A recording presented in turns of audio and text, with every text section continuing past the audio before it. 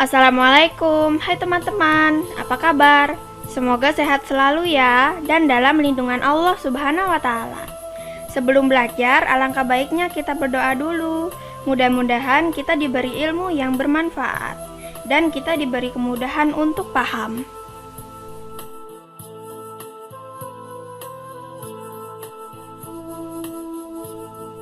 Doa sebelum belajar. Bismillahirrohmanirrohim. Rabbi zidni ilma warzuqni fahma.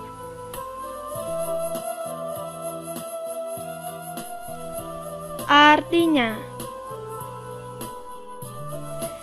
ya Allah, tambahkanlah aku ilmu dan berilah aku rezeki akan kepahaman.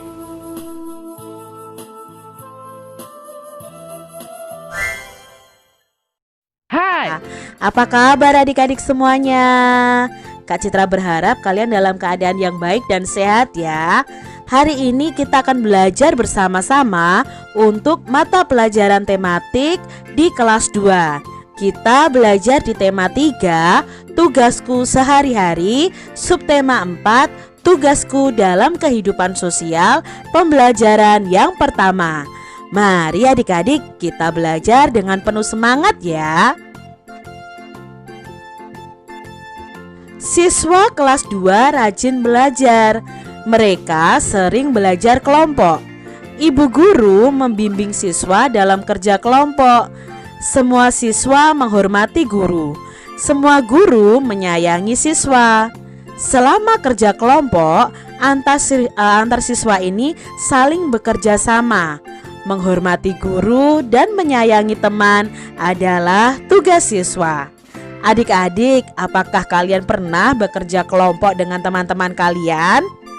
Kalau kalian sedang belajar dari rumah mungkin tidak bisa ada tugas kelompok ya adik-adik ya. Kalian harus kerjakan tugas kalian sendiri. Tapi mungkin kalian di sekolah pernah bekerja kelompok dengan teman-teman kalian. Nah, ketika bekerja kelompok kita harus saling menghormati. Apakah adik-adik menghormati guru dan menyayangi teman kalian? Bacalah teks drama berikut ini dengan seksama. Nah, di sini ada drama yang berjudul Si Ulat dan Si Semut yang dibuat oleh Kak Agung Hastomo. Suatu ketika, si ulat menemukan buah apel manis di ranting pohon yang tidak begitu tinggi. Wah, apel. Nyam, nyam. Pasti rasanya manis.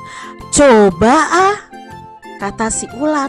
Si ulat bersiap menyantap apel itu. Tapi tiba-tiba, "Hei ulat, apa kamu tidak melihat ada aku di sini? Apel ini milikku.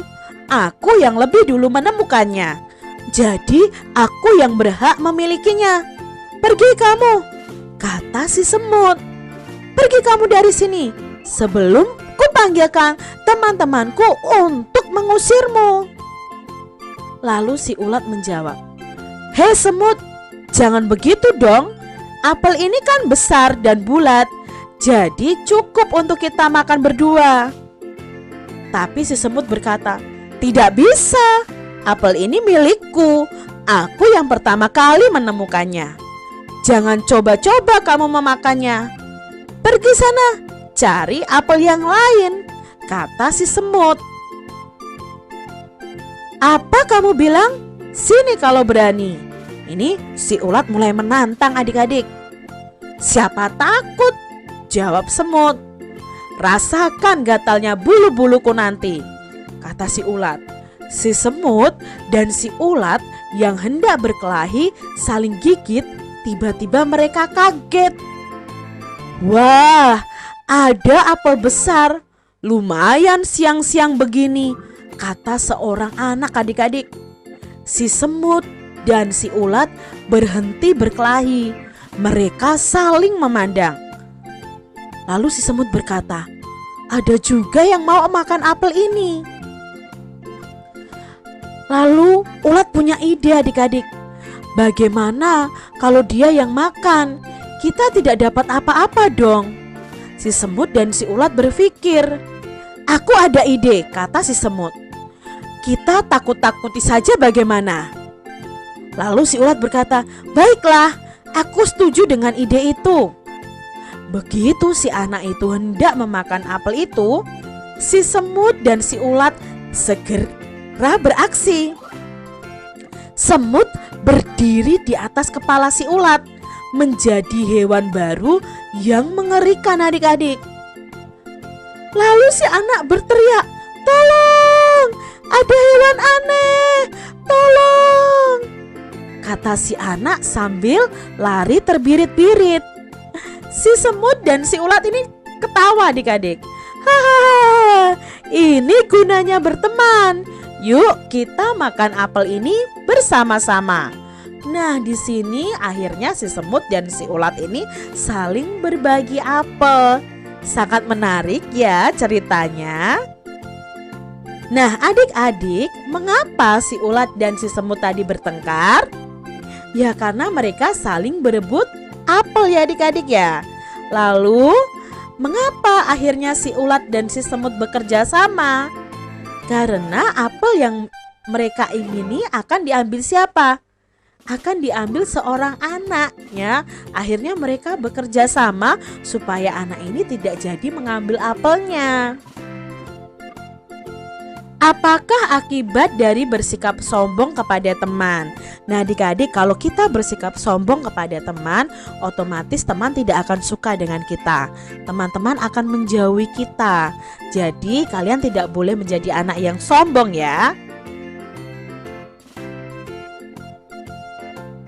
Apakah akibat sikap serakah kepada teman? Nah tadi si semut tadi serakah ya, padahal si ulat ingin berbagi sebenarnya. Tapi si semut berkata, tidak boleh, ini milik aku sendiri ya. Nah kalau kita serakah kepada teman ya teman-teman akan jauh kepada kita. Teman-teman tidak suka kepada kita. Teman-teman juga tidak akan mau berbagi dengan kita. Itu akibat jika kita serakah kepada teman. Dapatkah adik-adik hidup sendiri tanpa bantuan teman atau orang lain? Nah kita adik-adik disebut makhluk sosial. Makhluk sosial itu makhluk yang tidak bisa hidup sendiri tanpa bantuan orang lain. Maka di sini bisa kita tarik kesimpulan bahwa kita tidak bisa hidup sendiri tanpa bantuan teman atau orang lain. Yuk kita simak lagi cerita berikut ya. Di suatu hutan hiduplah seekor kelinci. Sambil berkeliling seharian, kerjanya hanya melompat-lompat dan mengagumi dirinya. Dia suka membicarakan betapa cepat dirinya dibandingkan hewan-hewan lain. Akulah hewan tercepat di hutan ini. Apa ada yang mau balapan denganku? Dia memang berlari cepat dengan kaki besarnya. Hewan-hewan lain tidak suka dengan kesombongannya. Singkatnya, mereka tak pernah memenangkan balapan. Ya, aku menang lagi. Kenapa? Karena aku cepat.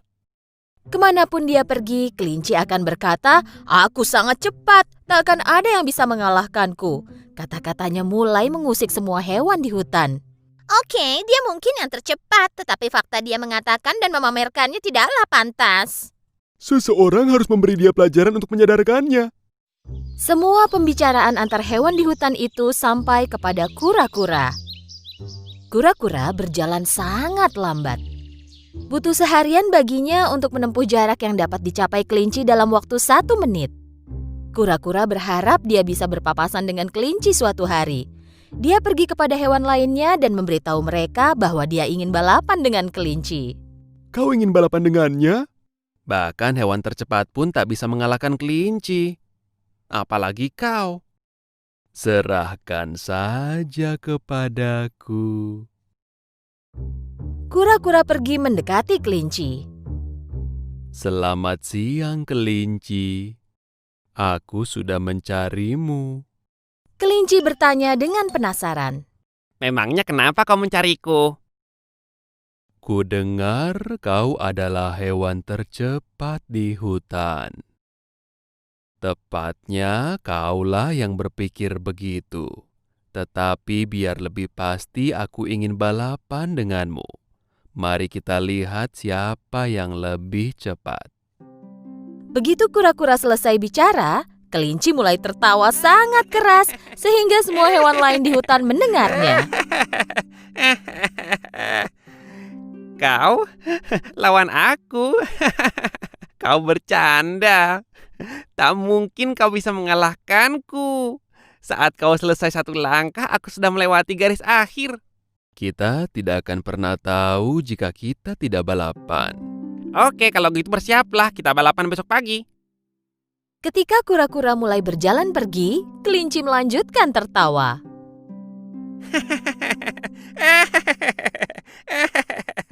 Pagi berikutnya, hewan-hewan tiba di tempat balapan. Mereka melihat kura-kura sudah menunggu di garis awal, siap untuk berlari. Kura-kura tersenyum dengan percaya diri. Tolong beritahu aku bagaimana kau akan mengalahkan kelinci. Jika dia sangat sombong dan tukang pamer seperti yang kalian katakan, maka balapan ini tidak akan sulit. Tak lama kemudian, sambil memegang wortel dengan gaya angkuh, kelinci tiba di tempat balapan. Ayo kita balapan dan menyelesaikan ini. Aku belum sarapan. Setelah menyelesaikan persiapan terakhir, mereka tiba di garis awal.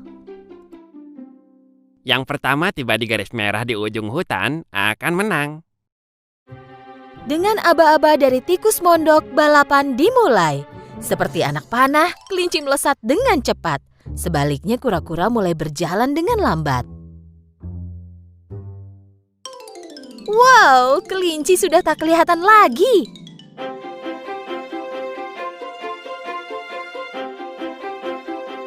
Hewan-hewan yang menyaksikan balapan berpikir bahwa kura-kura akan kalah.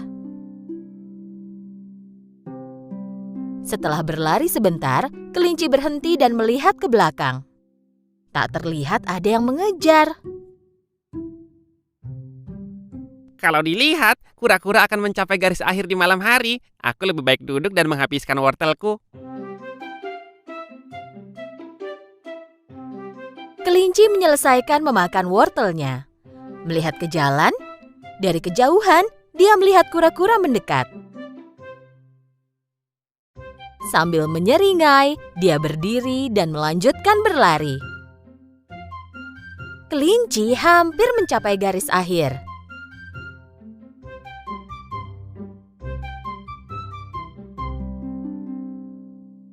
Aku mengantuk setelah sarapan. Sebaiknya aku duduk di bawah pohon ini dan tidur siang. Karena yakin menang balapan, kelinci menepi untuk tidur. Kura-kura terus berjalan sangat lambat, tetapi dengan penuh percaya diri.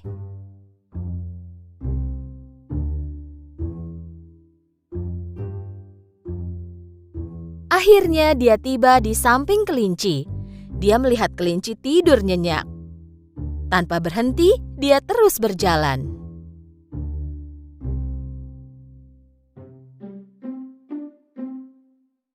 Tak lama kemudian, kelinci terbangun. Saat melihat ke jalan dan dia tidak melihat kura-kura, Kura-kura tak terlihat. Mungkin dia tidak ingin balapan lagi. Hahaha, aku sebaiknya menyelesaikan balapanku sekarang. ketika kelinci berjalan lambat menuju garis akhir, apa yang dia lihat? Kura-kura telah melewatinya. Bahkan, dia hampir tiba di garis akhir. Dengan mengerahkan segenap energinya, dia mencoba melewati kura-kura. Tetapi kura-kura sudah tiba di garis akhir. Beberapa hewan yang menunggu di garis akhir terlihat sangat senang. Semua hewan melemparkan kura-kura ke udara dengan penuh sukacita. Sementara kelinci berdiri di pojok dengan sangat sedih. Kura-kura, pemenang balapan, berjalan ke arah kelinci. Tuan kelinci, yang penting itu konsisten dalam melakukan segala sesuatu. Kesombongan itu merupakan kelemahan. Aku mengalahkanmu bukan karena aku lebih cepat, tetapi aku lebih bijak dan melakukan segala sesuatu dengan serius. Kau benar, mulai sekarang aku akan berhenti sombong bahwa aku hewan yang paling cepat. Aku harus kembali sekarang, rumahku sangat jauh. Kura-kura tersenyum dan melanjutkan perjalanannya. Kelinci mendapat pelajaran berharga dan menyadari kesalahannya. Setelah saat itu, dia tak pernah menyombongkan diri ataupun balapan lagi. Nah, anak-anak, setelah melihat cerita kelinci dan kura-kura tadi, coba anak-anak tuliskan di buku garis 3, apa sih pelajaran yang bisa kita ambil dari cerita tersebut? Kita harus gimana? Kita nggak boleh apa? Silakan ditulis ya di buku garis 3-nya. Nah, selanjutnya anak-anak, yuk mari kita membuat hewan kelinci dari kertas origami. Silakan siapkan kertas origaminya ya, dan ikutin video berikut ini. Halo, selamat datang di Origamiku. Hari ini saya akan memberikan tutorial bagaimana cara membuat kelinci ya, dengan memakai kertas origami ya. Oke, siapkan kertas Anda, kita mulai. Yang pertama, kita buat seperti ini ya, dilipat. Ya, pastikan ininya sejajar.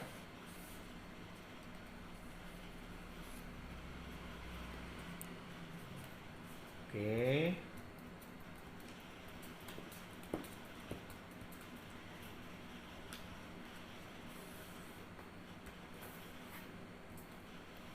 Pastikan Anda bikin yang rapi ya.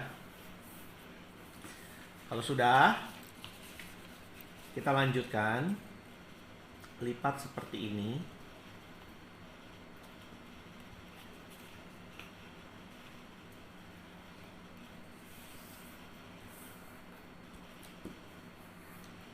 Sudah? Kalau sudah, ini juga kita lipat seperti ini.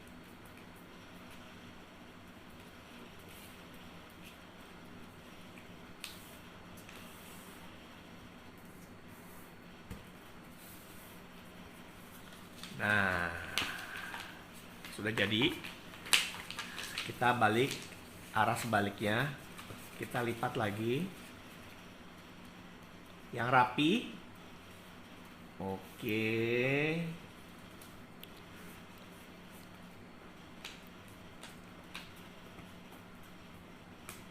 Oh ya, buat Anda yang melihat tutorial ini, jangan lupa untuk subscribe channel ini agar waktu saya mengupload video-video terbaru ya tentang origami, Anda bisa mendapat notifikasinya. Jangan lupa ya, loncengnya Anda bunyikan ya. Dan jangan lupa juga untuk like, komen, dan bisa share ke teman-teman Anda nantinya ya. Oke, kita lanjutkan ya.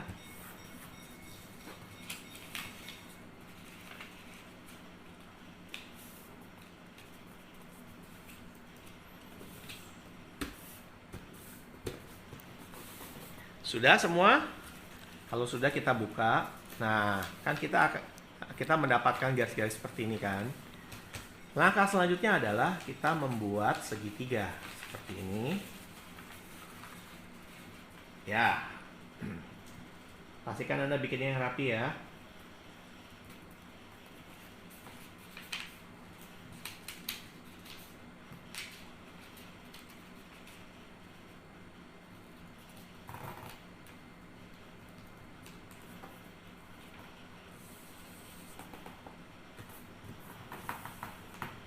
Kalau sudah, arah sebaliknya.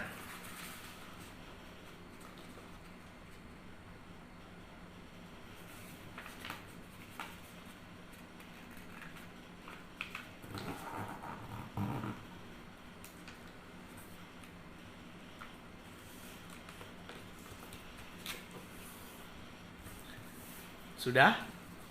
Jadi kita mendapatkan lipatan seperti ini ya. Ada yang silang dan ada yang kotak. Kalau sudah, oke, kita mulai. Kita perhatikan baik-baik ya. Saya akan buat pelan-pelan supaya Anda bisa mengikutinya dengan baik. Oke, langkah pertama, tutup yang ini. Ya. Tutup yang ini. Jadi bentuknya seperti ini. Nah, kita mulai dari yang paling bawah. Yang paling bawah kan ada yang ini nih, begini kan. Ini kan ada lipetannya nih. Anda gini diangkat gitu ya, kan tadi gini. Nah, ini diangkat seperti ini. Nah, ya. Oke. Nah, seperti ini. Oke. Gitu ya. Selanjutnya sama. Ambil ini. Nah.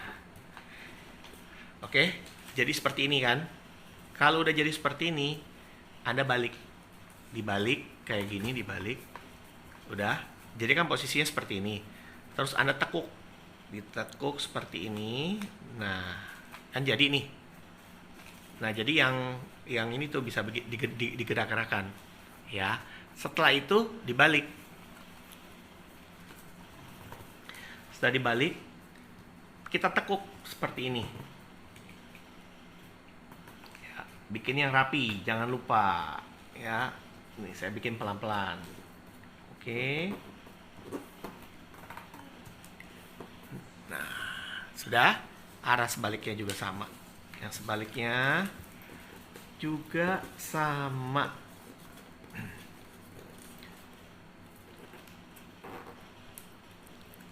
Nah, sudah. Ngomong-ngomong, origami itu sangat disukai oleh anak-anak loh. Ya, jadi kalau Anda bisa membuat ini, Anda pasti disukai oleh anak-anak. Nah, kalau sudah selesai seperti ini, ya, Anda tekuk nih, Anda tekuk nih ya, tekuk seperti ini.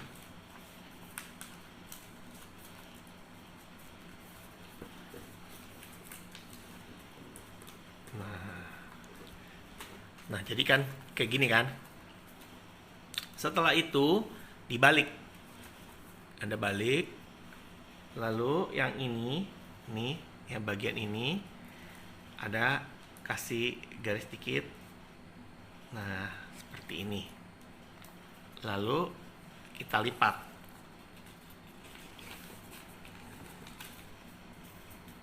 Nah, jadi seperti ini kan. Ya, kita balik. Nah, gini kita balik. Kalau sudah sampai ini, mudah bukan? Sekarang ini kita tarik ya, kita tarik pakai tangan kanan ya, tangan kiri yang megang sini, tarik pakai tangan kanan. Tuh, sampai berbentuk pelan-pelan. Nah, kira-kira seperti ini. Tuh. Jadi kan yang tadi kan kayak gini. Jadi Anda tinggal tarik. Nah, kira-kira aja ya. Nah, ini adalah bagian yang perlu konsentrasi ya. Jadi ini yang sebelah kanan nih. Jadi Anda tekuk seperti ini.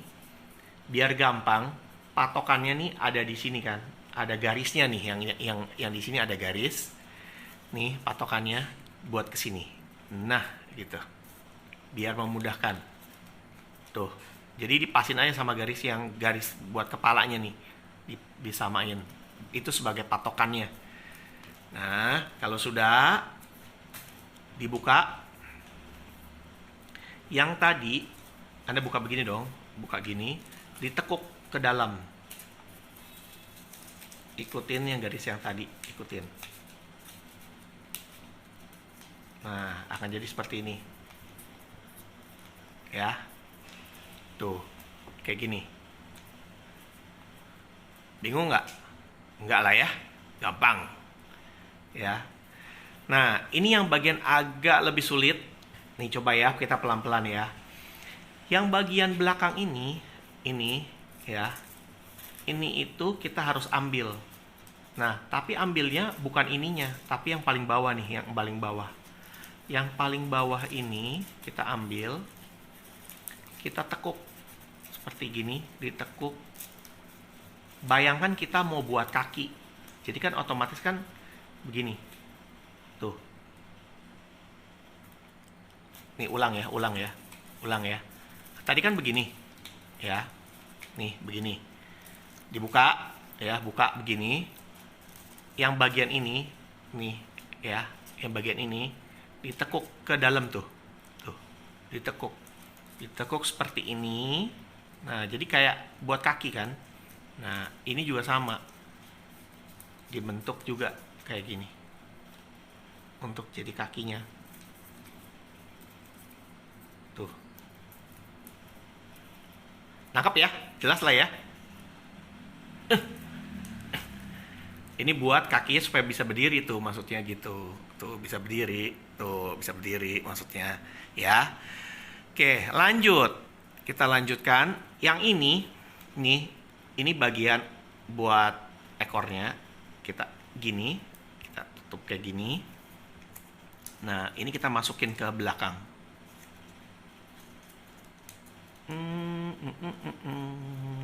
Nah, masuk ke belakang.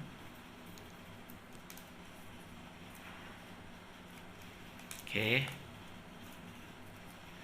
Nah, setelah itu selanjutnya adalah kita bagian kepalanya. Kepalanya kita tekuk gini. Ya, ini menjadi telinganya, ya. Telinganya. Nah, lihat deh. Ini yang bagian merahnya nih. Nih, bagian merah. Nih, bagian merah. Ditekuk kayak gini. Tuh. Jadi kayak daun gitu ya. Nama juga daun telinga ya. Nih, tekuk kayak gini. Tuh, ya kan? Tekuk tuh. Nah, jadi dah. Sudah. Jadi kelincinya. Kita tinggal kasih mata. Oke, kita kasih mata. Gambar mata. Gambarnya pas di sininya nih biar gampang. Jadi karena kadang-kadang ada orang gambar matanya beda. Ya, gambar aja mata. Kasih mata. Terus dikasih kumis lah biar bagus. Kenapa kumisnya 3? Ya, nggak tahu deh. Nah, kasih mata. Nah, kasih kumisnya 3. Nah, kita sudah jadi kelincinya. Tuh, kelincinya sudah jadi. Nah, seperti ini. Jadi kalau ditaruh, nah, bisa seperti gini. Saya yakin anak-anak pasti suka, ya. Saya rasa demikianlah tutorial cara membuat kelinci yang paling mudah dengan kertas origami. Ya, selamat mencoba. Ya, perhatikan kalau belum ngerti pelan-pelan aja, pasti jadi bisa deh. Oke, selamat mencoba. Bye. Nah, gimana anak-anak? Sudah jadi belum kelincinya? Kalau sudah, silakan difotokan, kirim ke Ustazah ya. Yang belum, silakan dibuka kembali videonya, dilatih lagi ya, biar berhasil. Ibu guru mengingatkan Siti dan teman-teman untuk selalu bekerja sama.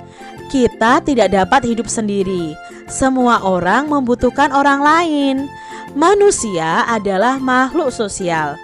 Hari ini ibu guru memberi tugas secara kelompok. Setiap kelompok harus bekerja sama. Tugasnya adalah membuat prakarya dengan bahan alami. Sebelum membuat prakarya, setiap kelompok itu menyiapkan bahan. Nah, bahan-bahan yang digunakan adalah biji-bijian. Nah, ini adalah bahan yang digunakan oleh siswa untuk membuat prakarya. Jadi siswa diminta untuk membeli bahan-bahan ini.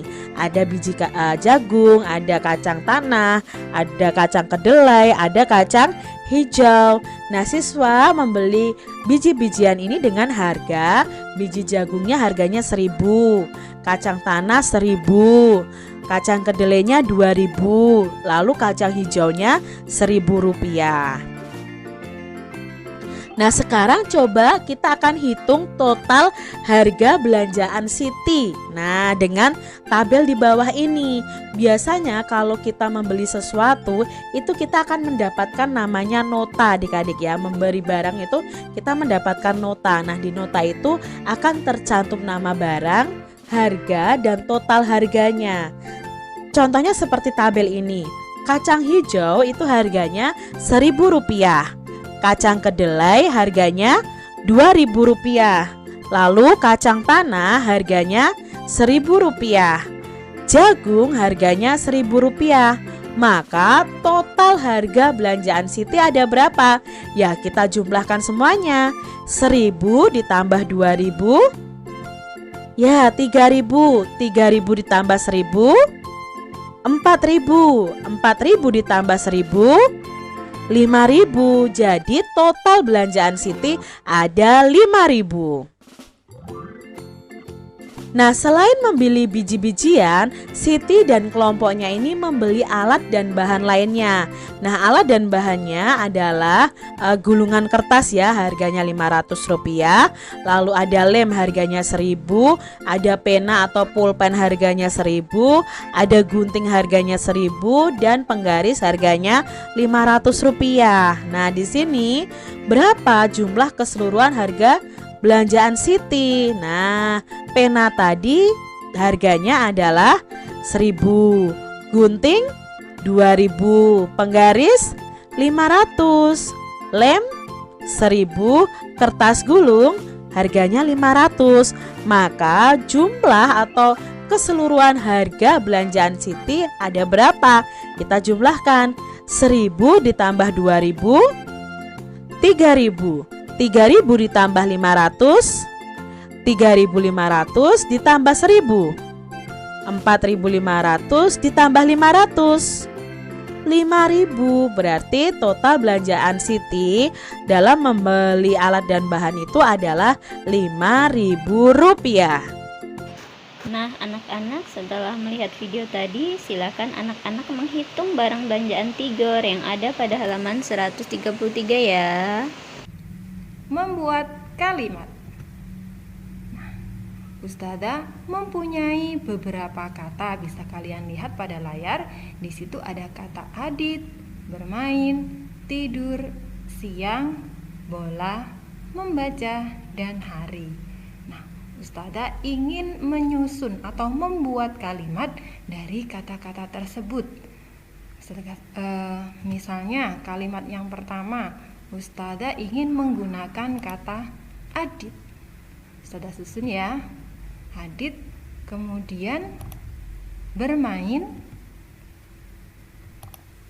bola. Nah, adit bermain bola. Apakah ini sudah menjadi sebuah kalimat? Ya, itu adalah contoh sebuah kalimat. Adit bermain bola. Kemudian yang kedua, Ustazah ingin menggunakan kata bermain. Ustazah tulis ya, bermain bola. Nah, bermain bola apakah juga termasuk dalam sebuah kalimat? Oh, ternyata bukan. Adit bermain bola itu sebuah kalimat, tapi kalau bermain bola saja itu bukan kalimat. Kemudian yang ketiga, Adit membaca. Apakah ini sebuah kalimat? Iya, itu adalah sebuah kalimat. Nah, di antara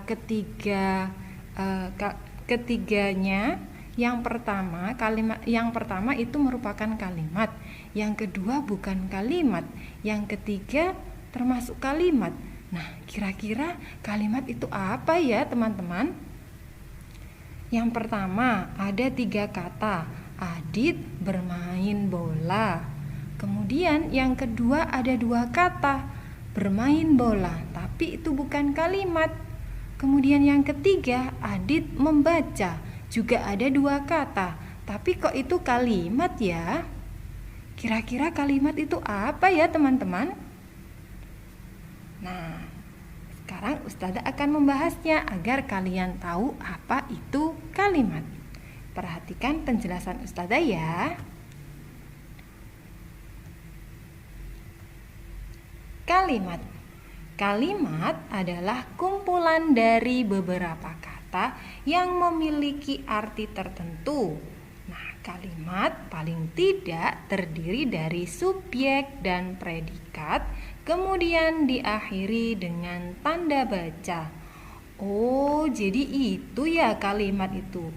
Nah, sekarang kalian tahu kan kenapa tadi yang nomor 1 merupakan kalimat, kemudian yang nomor 2 kok bukan kalimat, kemudian yang ketiga itu juga kalimat. Bagaimana? Sudah tahu apa belum? Nah, membuat kalimat.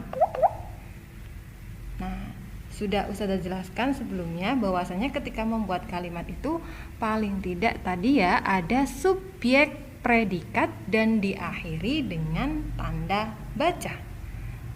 Kemudian subjek itu apa ya teman-teman? Subjek adalah pelaku atau yang melakukan kegiatan. Subjek pada umumnya berupa kata benda seperti nama orang, hewan, atau tumbuhan. Nah, itu adalah subjek. Kemudian kalau predikat. Predikat adalah kegiatan yang dilakukan oleh subjek. Predikat biasanya berupa kata kerja. Contohnya makan, kemudian membaca. Itu adalah contoh predikat. Kemudian tanda baca. Tanda baca yang biasanya digunakan untuk mengakhiri kalimat yaitu ada tanda titik. Nah, tanda titik ini biasanya diletakkan pada akhir kalimat berita. Kemudian tanda seru itu biasanya diletakkan pada akhir kalimat perintah. Dan juga tanda tanya. Tanda tanya biasanya diletakkan pada akhir kalimat tanya. Nah, selain subjek dan predikat dalam sebuah kalimat bisa ditambahkan objek. Objek itu apa ya teman-teman? Ada yang tahu? Objek adalah sesuatu yang mendapatkan tindakan dari subjek. Nah, biasanya terletak setelah predikat. Jadi, ketika membuat kalimat biasanya urutannya subjek, predikat, kemudian objek. Nah, bagaimana teman-teman? Sudah paham cara membuat kalimat? Saya kasih contoh ya, membuat kalimat dari sebuah kata. Misal, Ustazah punya kata belajar.